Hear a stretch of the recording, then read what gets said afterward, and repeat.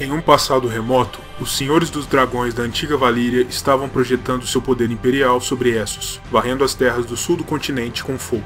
Depois da conclusão da última guerra contra o Império de Gis e a consolidação do domínio valiriano sobre as terras a leste de sua península, a cidade franca virou sua atenção para o oeste, onde ainda havia muito a se fazer. Os primeiros domínios estrangeiros para além das terras sob o controle de Valíria eram os territórios e rios sob o controle das cidades-estado Rhoynaris, uma antiga e poderosa civilização que também ganhará seu próprio vídeo aqui no canal no futuro. Os valirianos enxergavam essa cidade de maneira ambígua. Eles não estavam alheios ao grande potencial comercial e diplomático que uma civilização tão avançada oferecia e nem ao profundo risco de conflitos militares que as proximidades de seus territórios apresentavam. Dessa forma, eles fundaram, por volta dos anos 1530 antes da conquista, um posto avançado militar no limite do território que controlavam então, próximo às margens de uma das 4 desembocaduras do poderoso Rhoyne. Essa fortaleza serviria ao propósito de defender o limite do Império de possíveis conflitos e invasões futuras, e por isso foi construído com soberbas fortificações e altas e largas muralhas de pedra negra fundida por fogo de dragão. Essas muralhas eram tão espessas que permitiam o trânsito simultâneo de 6 carruagens de 4 cavalos ao mesmo tempo, o que aliás é feito todos os anos para comemorar a fundação da cidade de Volantis. A muralha cercava todo o complexo habitado e guarnecido por soldados valirianos. Essa região é, até os dias atuais, considerada o coração da cidade livre de Volantis, e apenas os cidadãos do mais puro e antigo sangue valiriano têm a permissão de possuir propriedades, habitar ou até mesmo adentrar as muralhas negras sem convite expresso. Durante o primeiro século após sua fundação, a primeira filha de Valíria, como Volantis é frequentemente chamada, foi apenas um posto militar defendendo uma região relativamente ameaçadora. Mas com o passar do tempo, famílias poderosas de mercadores vindas da Península Valiriana começaram a enxergar a inegável vantagem que a posição do posto fornecia ao comércio marítimo e fluvial, uma vez que o trânsito até as cidades Rhoynaris a partir dali era bastante fácil, e o Mar do Verão oferecia acesso a todos os grandes portos do mundo. Isso provocou uma constante movimentação de civis até Volantis, que se estabeleceram dentro das muralhas negras e ali construíram grandes casas, palácios, templos, jardins e labirintos de sebes, tornando o simples posto avançado em um pulsante entreposto comercial. No entanto, não se pode ignorar o fato de que o dinheiro que ali circulava naturalmente atraiu também outros tipos de pessoas. Marinheiros desterrados, ladrões, assassinos e outros tipos de pessoas mais humildes também se estabeleceram na região, mas como jamais teriam permissão para ingressar na cidade murada, construíram seus casebres e pequenos negócios na margem oposta do Rhoyne, e essa porção de Volantis cresceu de maneira totalmente oposta à da porção mais rica, com criminalidade altíssima e eventos como assassinatos e massacres como ocorrências quase corriqueiras. Apenas as ocasionais incursões militares enviadas de dentro das muralhas negras através do rio eram capazes de conferir alguma ordem e paz a essa região, mas ela não durava para além da partida dos soldados, e os problemas logo recomeçavam. Para pôr um final de uma vez por todas ao crime e unificar as 2 porções da cidade por terra, a construção da Grande Ponte, uma das maravilhas do mundo segundo Lomas Longstrider, começou sob as ordens do Triarca Valasso, o Magnânimo. E o que é um Triarca, você talvez se pergunte? É o título conferido aos homens e, eventualmente, às mulheres que governam a cidade. Volantis foi, desde que se tornou uma cidade, um domínio, nos moldes da Cidade Franca. O governo é chefiado por 3 cidadãos eminentes, chamados de triarcas, e eleitos pelo período de 1 ano pelos volantinos livres e proprietários de terra e posses, independente do sexo, em eleições caóticas e animadas, que normalmente duram uma semana inteira e assistem às mais criativas maneiras de se angariar votos por parte dos candidatos. Com o passar do tempo, Volantis cresceu muito em importância, poder e riqueza através do comércio com as cidades do Rhoyne, chegando mesmo a diminuir a importância de Sarroi, a mais próxima das cidades Rhoynaris, um pouco a sudoeste. Esse período de estabilidade e convívio pacífico terminou quando Valíria se lançou em diversas guerras contra os Homens do Rio, no que ficou conhecido como as Guerras Rhoynaris. Na última delas, a Segunda Guerra das Especiarias, o príncipe Garin, o Grande, de Chroyen, tido como o maior herói de seu povo, marchou em direção ao sul, à frente de um exército de mais de 300 mil homens, o maior que Essos já vira, para enfrentar os valirianos e seus apoiadores, dentre os quais Volantis, e obteve grandes e importantes vitórias nas pequenas cidades de Selhores, Valissar e Volonteris, todas possessões volantinas, contra as forças de mais de 100 mil soldados, 100 elefantes de guerra e 3 senhores dos dragões valirianos.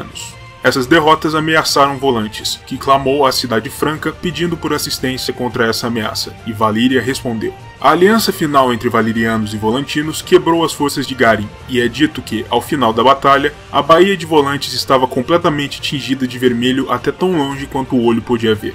A derrota do exército de Garin marcou o fim da civilização Rhoynar, abrindo caminho para a expansão do poder volantino rio acima.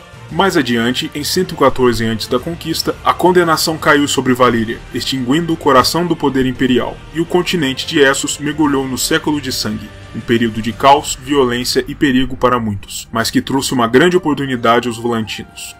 Como a mais antiga e rica das colônias valirianas, onde o sangue antigo dos senhores de dragões corria forte, Volantes considerava-se a herdeira natural da Cidade Franca, e acreditava que todas as terras que um dia fizeram parte do Império Valiriano deveriam, a partir de então, ser governadas de dentro das Muralhas Negras. Isso os levou à Guerra de Conquista. Seu primeiro ato nesse sentido foi enviar uma frota naval para a Península Valiriana, para clamar tudo aquilo que eventualmente pudesse ter sobrevivido à condenação como domínio volantino. Mas essa frota simplesmente desapareceu no Mar Fumegante, e os marinheiros que a compunham nunca mais foram vistos.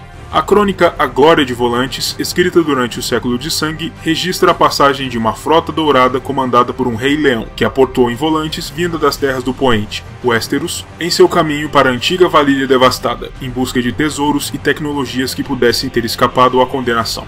Ali, o Rei Leão conferenciou com os triarcas da cidade e prometeu a eles um terço das riquezas que viesse a recuperar em agradecimento à generosidade volantina e à promessa dos triarcas de enviarem uma frota em auxílio do rei quando lhes fosse solicitado, e depois partiu para o capítulo final de sua viagem. Esse rei era Tommen II Lannister, do Reino do Ocidente, que nunca mais retornou a Volantes ou aos Sete Reinos. No ano seguinte, uma esquadra volantina foi enviada pelo triarca Markello Tagaros até Valíria para procurar por sinais da frota dourada de Tommen II, mas nada foi encontrado. De volta ao tema da reconquista do Império Valiriano, os volantinos estavam incertos quanto ao melhor curso de ação. Os aristocratas possuidores do antigo sangue valiriano, muito mais militaristas, queriam alcançar seu objetivo final através da força das armas, enviando exércitos poderosos aos quatro cantos do território valiriano para tomá-los à força, enquanto os ricos comerciantes, que não viam nesse plano nenhuma oportunidade de lucro, advogaram por um caminho mais pacífico e comercial, propondo retomar o controle das terras do Velho Império através do poder do dinheiro. Essa diferença de opiniões separou homens poderosos de Volantes em dois partidos políticos rivais. Os militaristas foram chamados de tigres, um animal conhecido por sua ferocidade, força e inclinação natural para o ataque. E os comerciantes e agiotas ricos se tornaram os elefantes, um animal espetacular em seu tamanho, bastante mais pacífico a princípio, mas não menos perigoso, devido aos seus descomunais peso e tamanho. Esses dois partidos dominam até os dias de hoje a política volantina. Em um primeiro momento, os tigres dominaram as eleições, elegendo sempre a maioria dos triarcas, o que levou Volantes a se envolver em uma série de guerra contra outras antigas colônias valirianas, como Myr e Lys. A princípio, eles foram bem-sucedidos, dominando ambas as cidades, e por um período de mais de 200 anos, essas três filhas de Valíria foram governadas conjuntamente a partir do interior das Muralhas Negras. Mas quando avançaram em direção a Tyrosh, as cidades conquistadas se levantaram em rebelião, e Pentos se uniu aos Tiroshi no esforço de resistência. O Senhor do Mar de Bravos foi ao auxílio da revolta em Lys, enviando uma esquadra de navios de combate, e o Rei da Tempestade Westerosi Argilac se uniu à guerra contra Volantes, liderando um exército nas terras disputadas. Ainda pior, a aliança militar de Pentos e Tyrosh recebeu o reforço do Senhor de Pedra do Dragão, Aegon Targaryen, que voou em seu dragão Balerion até a costa de Lys e colocou em chamas a frota de guerra volantina que se preparava para sufocar a revolta. Os volantinos também foram derrotados no interior do continente, no Lago Adaga, onde a maior parte de suas galés fluviais foi destruída por uma força conjunta de navios vindos de Norvus e Coor, duas das outras cidades livres. Até mesmo os Dothraki do Grande Mar de Grama entraram no conflito, se aproveitando da fraqueza volantina para atacar e saquear as cidades menores sob o comando de Volantes, ao longo do Rhoyne e de seus afluentes. Todas essas forças combinadas foram demais para Volantes, que recuou e abriu mão de seus planos de reunificar o Império. Essas derrotas custaram muito caro aos tigres, e desde então eles nunca mais foram capazes de dominar a política da cidade, cedendo o poder aos elefantes. Nas eleições da triarquia até os dias atuais, os tigres conseguem, no máximo, eleger um triarca, quando o elegem, com os elefantes ocupando sempre duas ou todas as três vagas. A maior exceção a essa regra foi o Triarca Orono, um grande herói volantino das guerras travadas durante o Século de Sangue. Ele foi tão popular entre os donos de propriedade que se reelegeu Triarca ininterruptamente durante 40 anos seguidos, até que se sentiu finalmente cansado das eleições e decidiu declarar a si mesmo Triarca Vitalício. Por mais que Orono fosse um personagem bem visto, os volantinos não ficaram felizes com essa manobra, pois valorizavam seu sistema de governo acima de tudo, e por isso removeram Orono do posto pouco depois de sua decisão, e o puniram de uma maneira bastante teatral e exemplar. Seus membros foram presos a 4 elefantes, que então foram postos em marcha, desmembrando. Os anos mais recentes, após a conquista de Aegon nos Sete Reinos, não foram exatamente fáceis para Volantis. A cidade se envolveu em uma guerra comercial com Myr e Tyrosh, ainda acreditando em sua própria superioridade sobre as demais cidades livres, mas foi derrotada novamente, com as outras cidades obtendo ajuda financeira dos reis Targaryen de Westeros, que não desejavam a ascensão de um grande poder unificado tão próximo à sua costa. Mais adiante no tempo, alguns personagens conhecidos das crônicas estiveram em Volantis.